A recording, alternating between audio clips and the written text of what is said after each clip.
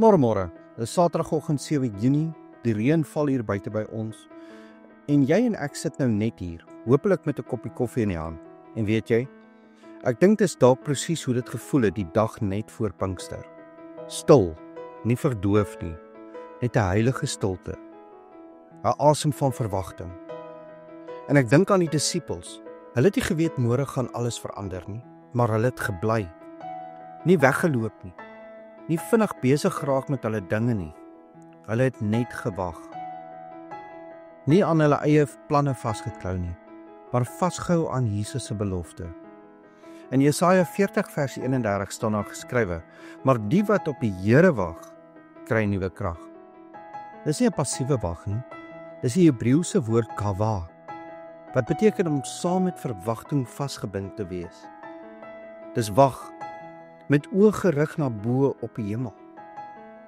En weet jy, ek dink God hou van nat grond. Nie alles blink en vol vertoning nie, maar sagte, nat harte, stil harte. So ek wil vir jou sê vandag, as jy voel alles is stadig of stil, jy's nie afgekeer nie. Jy word voorberei.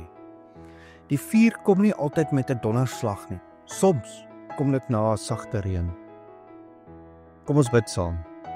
Here Jesus, ek is nie haastig nie. Ek wag nie omdat ek moet nie. Ek wag omdat ek glo in U. Maak my hart sag, voorbereid en oop vir U. Laat U Heilige Gees kom. Nie net vir opwinding nie, maar vir vervulling.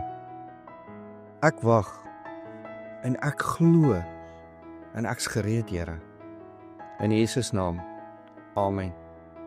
En onthou, jy is dalk die Bybel wat iemand vandag moet ontmoet. Dalk wys jou stilte iemand dat God regtig praat, selfs as dit reën. Ek hoop jy het 'n warm en 'n geseënde Saterdag.